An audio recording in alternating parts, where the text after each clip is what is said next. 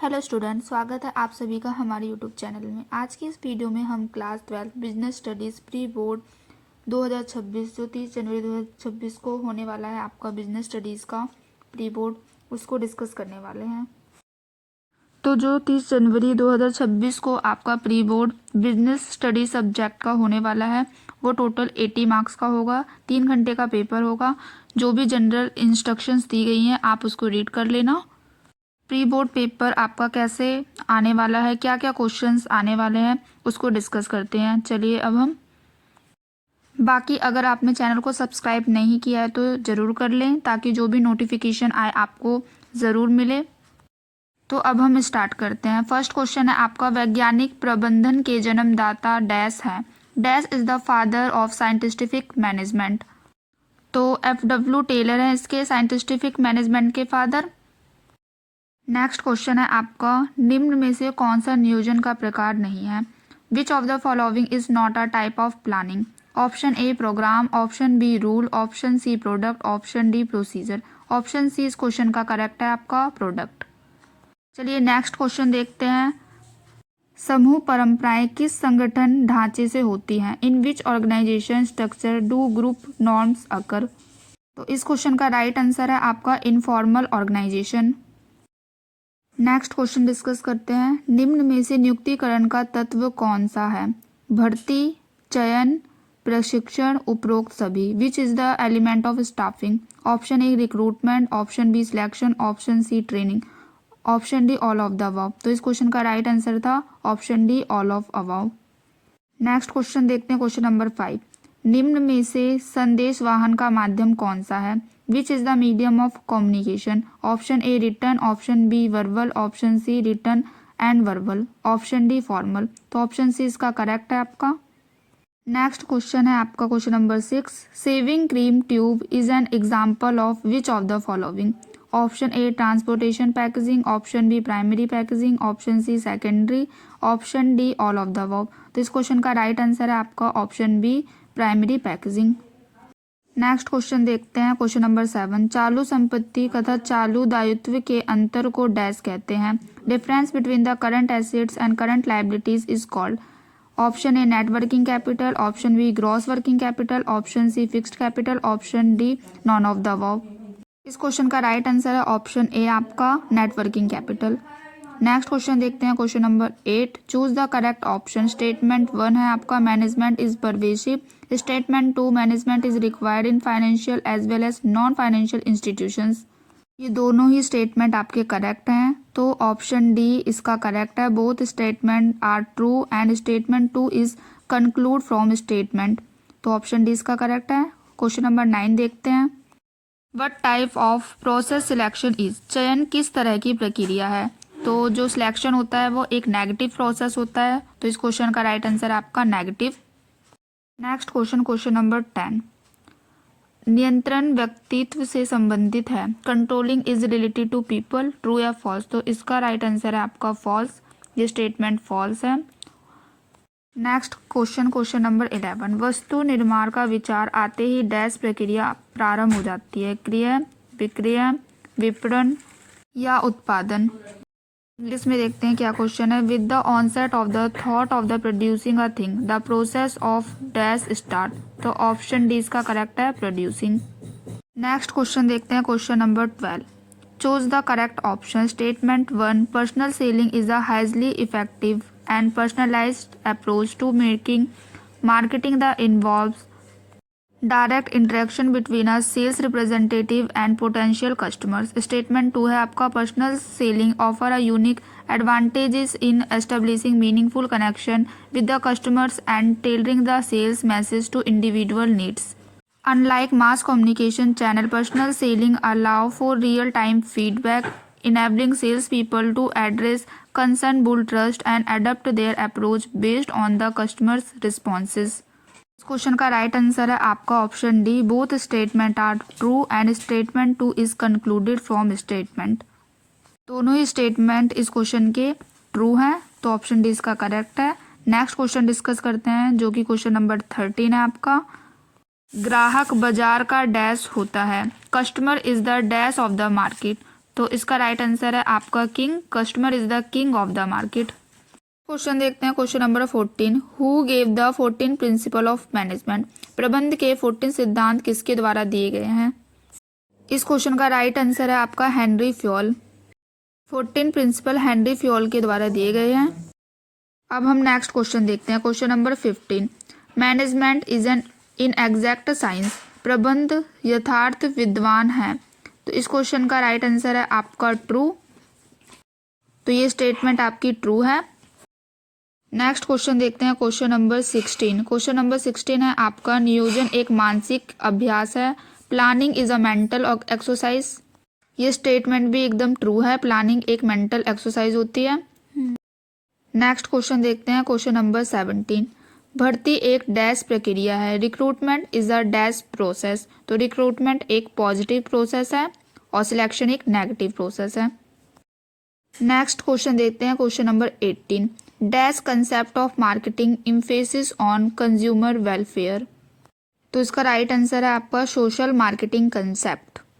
चलिए next question देखते हैं, क्वेश्चन नंबर 19। विपणन मिश्रण कितने प्रकार का होता है? How many types of marketing mix are there? तो मार्केटिंग मिक्स आपके 4 टाइप्स के होते हैं। Product mix, price mix, place mix and promotion mix. Next question देखते हैं, क्वेश्चन नंबर 20। उपभोक्ता संरक्षण अधिनियम किन क्षेत्रों में लागू किया जाता है? Option A private, option B public, option C cooperative, option D all of the above. तो इसका राइट आंसर है आपका all of the above. Next question देखते हैं, question number 21। Explain any 3 features of business environment. इस question में आपको कोई 3 फीचर बिजनेस इन्वायरमेंट का एक्सप्लेन करना है। फर्स्ट फीचर हो गया आपका totality of external force. Second हो गया dynamic in nature. Third feature हो गया आपका uncertainty. Fourth feature relativity. Totality of external factor, इसका मतलब ये है कि जो बिजनेस इन्वायरमेंट है एक सिंगल चीज़ से नहीं बल्कि customer, competitors, government rules, technology, economy जैसे सारे एक्सटर्नल फैक्टर्स का कॉम्बिनेशन होता है। सेकंड फीचर था डायनेमिक इन नेचर। डायनेमिक का मतलब होता है चेंज होते रहना। फॉर एग्जांपल जैसे कस्टमर के टेस्ट प्रेफरेंस में चेंज होना, टेक्नोलॉजी में चेंज होना, गवर्नमेंट की पॉलिसीज में चेंज होना। थर्ड फीचर था अनसर्टेनिटी। इसका मतलब ये है कि जो बिजनेस एनवायरनमेंट को एक्यूरेटली प्रेडिक्ट करना पॉसिबल नहीं होता क्योंकि जो फ्यूचर होता है वो अनसर्टेन होता है। फोर्थ फीचर था आपका रिलेटिविटी, यानी बिजनेस एनवायरनमेंट हर कंट्री या रीजन में डिफरेंट होता है। जैसे कि इंडिया में जो बिजनेस रूल्स हैं वो यूएस के रूल से अलग होंगे।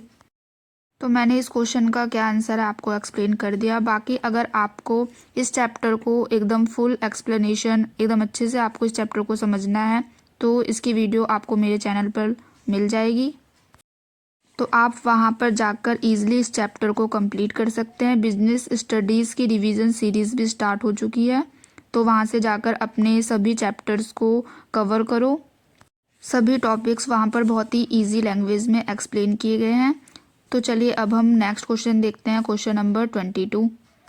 नेक्स्ट क्वेश्चन नंबर 22 है आपका right the process of planning in brief. इस क्वेश्चन में आपको एक्सप्लेन करना है प्लानिंग का क्या क्या प्रोसेस है एकदम ब्रीफ में। तो प्लानिंग का मतलब क्या होता है? प्लानिंग का मतलब होता है फ्यूचर के लिए प्लान करना, डिसाइड करना एडवांस में क्या करना है, कैसे करना है, like deciding in advance what to do, how to do and when to do, that is called planning. अब इसके जो प्रोसेस है इसके 7 स्टेप्स होते हैं।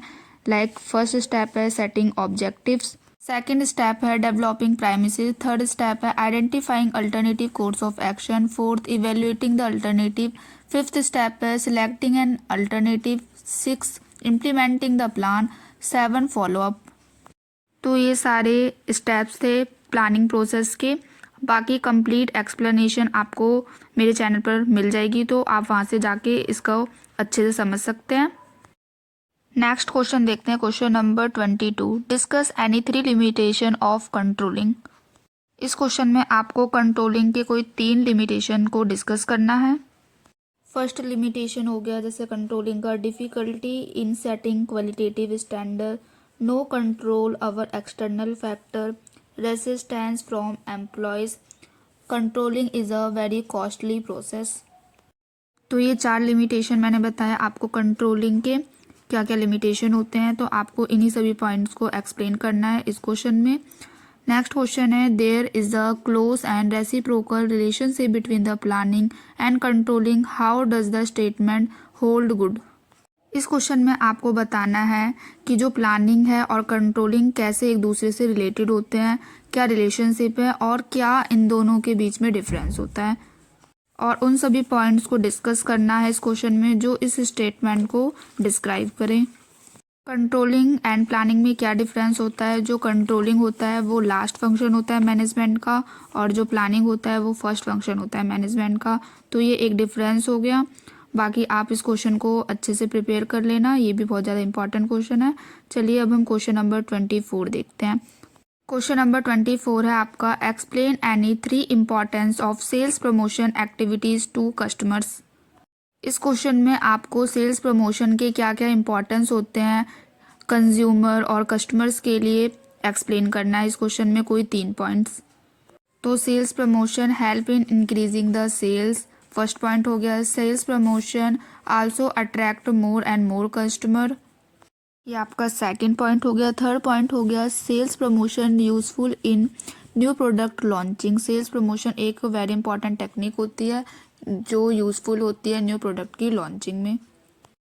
तो ये था आपका क्वेश्चन नंबर 24 जो अभी हमने एक्सप्लेन किया। अब हम देखते हैं question number 25, explain any 4 function of the management.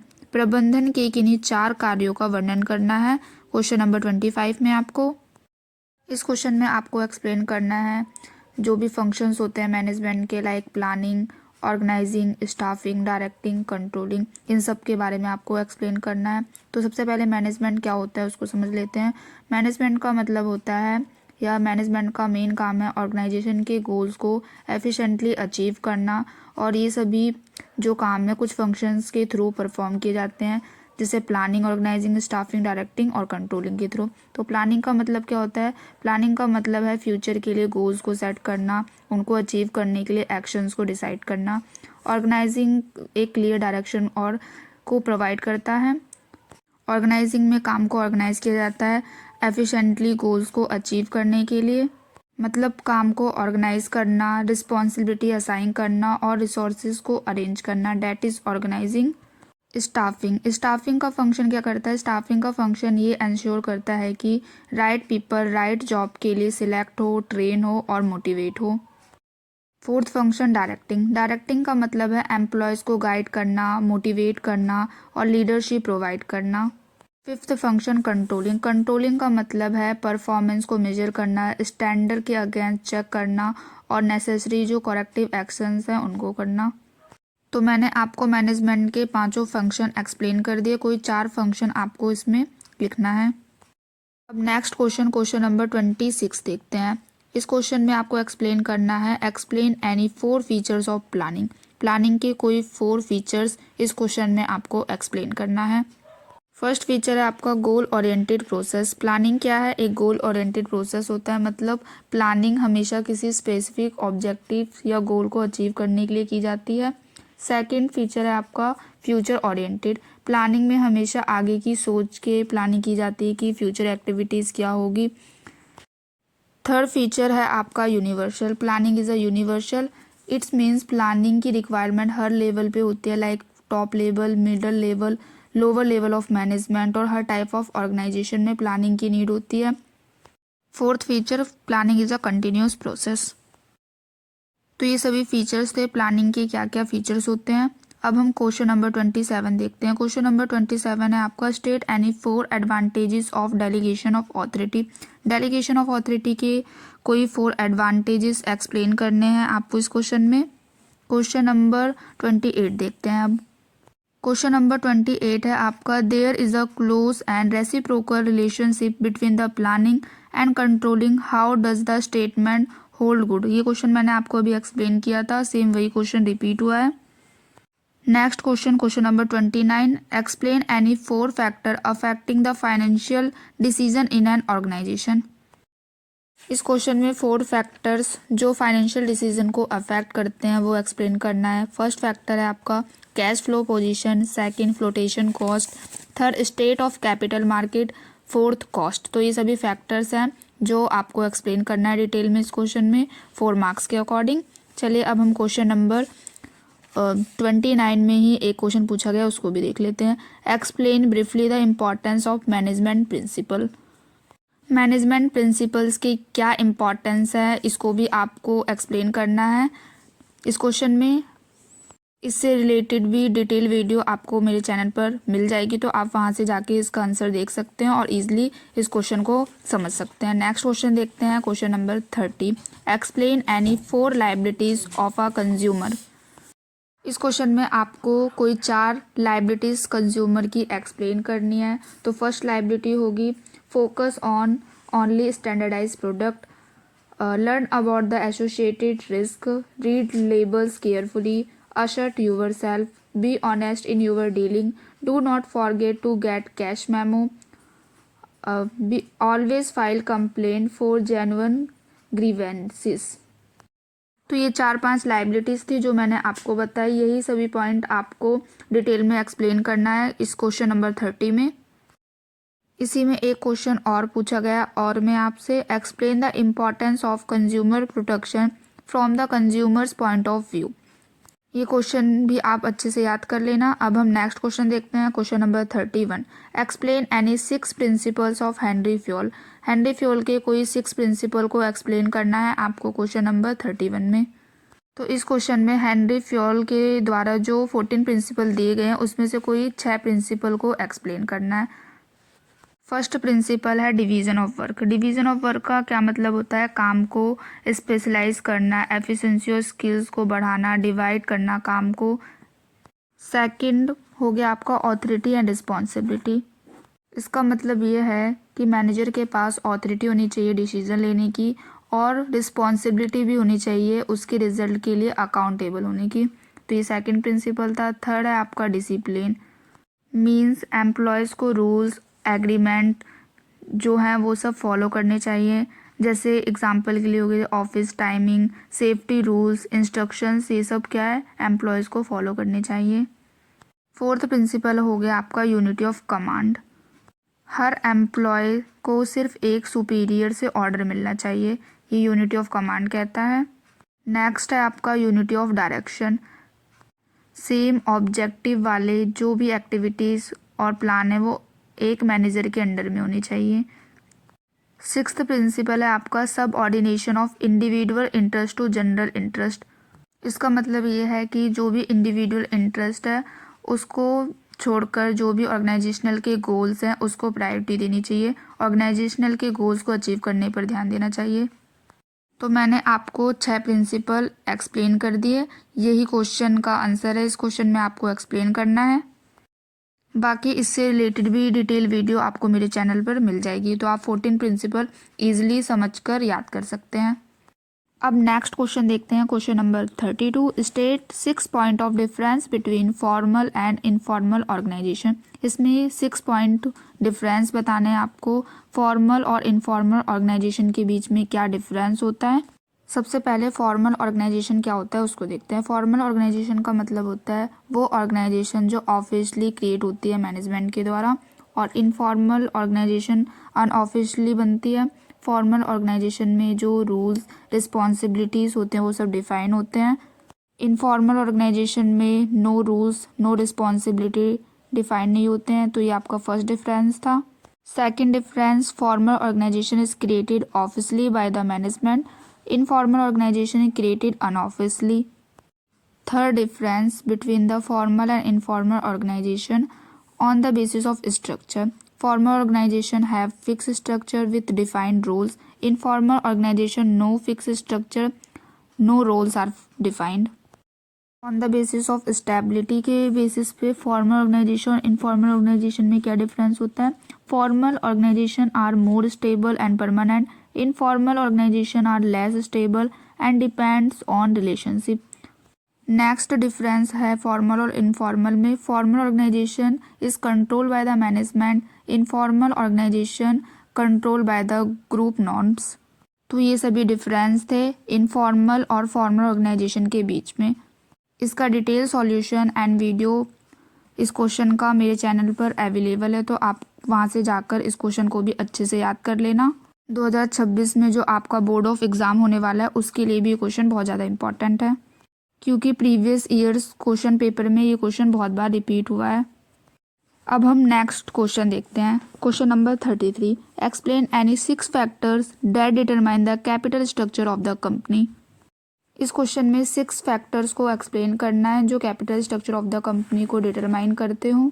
तो फर्स्ट फैक्टर हो गया आपका cash flow position, second interest coverage ratio, third डेब्ट service coverage, fourth return on investment, fifth cost of डेब्ट, sixth cost of equity capital.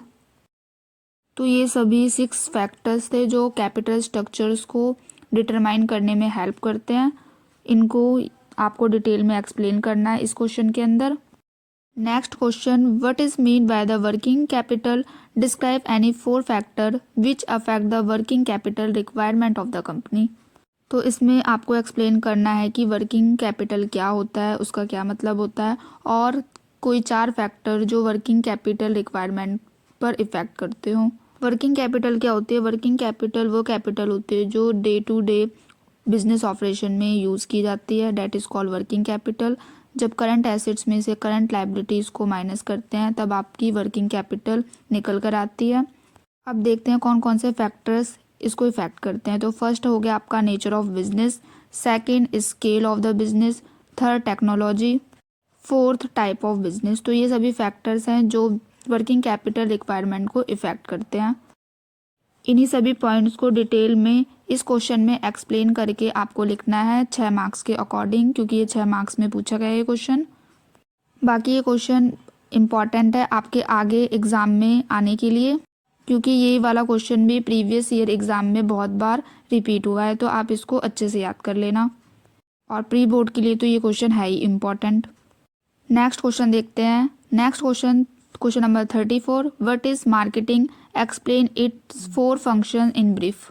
इस question में आपको explain करना है मार्केटिंग का क्या मतलब होता है और क्या फंक्शंस है मार्केटिंग के। कोई 4 फंक्शन इस क्वेश्चन में आपको एक्सप्लेन करना है डिटेल में।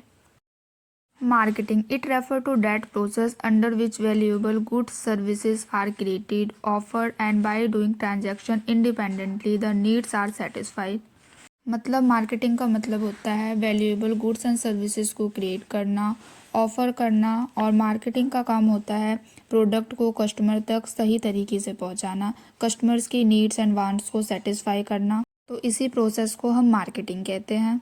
अब इसके फंक्शन क्या होंगे, जैसे मार्केटिंग इंफॉर्मेशन को गैदर करना मीन्स इकट्ठा करना, प्रोडक्ट की डिज़ाइनिंग करना, प्रोडक्ट की डिज़ाइनिंग एंड डेवलपमेंट करना, इससे प्रोडक्ट को ज़्यादा से ज़्यादा अट्रैक्टिव बनाना। थर्ड फंक्शन है मार्केटिंग का पैकेजिंग एंड लेबलिंग करना, प्रोडक्ट को प्रोटेक्ट करना पैकेजिंग करके, लेबलिंग करना, ब्रांडिंग करना, प्रोडक्ट की प्राइसिंग करना, प्रोडक्ट को डिस्ट्रीब्यूट करना, स्टोरेज करना, वेयर हाउसिंग करना। ये सब क्या है, फंक्शंस है मार्केटिंग के। तो इन्हीं सभी फंक्शन को आपको डिटेल में एक्सप्लेन करना है इस क्वेश्चन में। नेक्स्ट क्वेश्चन है आपका define advertising, explain any 4 limitations of advertising. Advertising means providing adequate knowledge about the some special product and services to potential customers so that they are stimulated to buy it. Advertising का क्या मतलब होता है, product या service से related adequate knowledge provide करना customers को, ताकि उस प्रोडक्ट के प्रति जो कस्टमर की अट्रैक्शन हो वो इंक्रीज़ हो। अब इसमें एडवर्टाइजिंग के क्या क्या लिमिटेशंस होते हैं उसको देखते हैं। एडवर्टाइजमेंट क्या करते हैं, कंज्यूमर या कस्टमर्स को कंफ्यूज करते हैं। कुछ advertisement, some advertisement are bad in taste and also mislead the customers. Some advertisement also increase the sale of inferior product. तो ये कुछ लिमिटेशंस थे एडवर्टाइजिंग के। आपको कोई 4 लिमिटेशंस एक्सप्लेन करनी है इस क्वेश्चन में डिटेल में 6 मार्क्स के अकॉर्डिंग। तो अभी हमने 30 जनवरी 2026 में जो आपका बिजनेस स्टडीज़ का प्री बोर्ड होने वाला है क्लास 12 का, उसमें कैसे क्वेश्चंस आएंगे, क्या इंपॉर्टेंट क्वेश्चंस है, उस पेपर को डिस्कस किया। तो आप इस पेपर को एक बार अच्छे से रिवाइज कर लेना, बिल्कुल ऐसा ही क्वेश्चन पेपर आने वाला है आपका प्री बोर्ड में। अगर आपको इस पेपर की पीडीएफ चाहिए विथ सॉल्यूशन के साथ तो टेलीग्राम लिंक ज़रूर ज्वाइन कर लो। वहाँ पर आपको सभी पीडीएफ और अदर स्टडी मटेरियल फ्री में प्रोवाइड किए जाते हैं। और चैनल को जल्दी से जाकर सब्सक्राइब कर लो ताकि आने वाली वीडियो की नोटिफिकेशन सबसे पहले आपको मिल जाए। कोई भी इम्पॉर्टेंट नोटिफिकेशन आपसे मिस ना हो तो चैनल को सब्सक्राइब करना ना भूलें। ये वीडियो अपने फ्रेंड्स के साथ भी ज़रूर शेयर करें। और नेक्स्ट वीडियो आपको किस टॉपिक पे चाहिए ज़रूर कमेंट में बताएं। और भी कोई डाउट हो आपको तो आप कमेंट में मुझसे पूछ सकते हैं। बाकी मिलते हैं नेक्स्ट वीडियो में। Thanks for watching and all the best for pre board exam देने से पहले इस पेपर को एकदम अच्छे से रिवाइज़ करके ज़रूर जाना। कोई भी डाउट हो कमेंट में पूछ लेना मेरे से। सो मिलते हैं नेक्स्ट वीडियो में। Best of luck.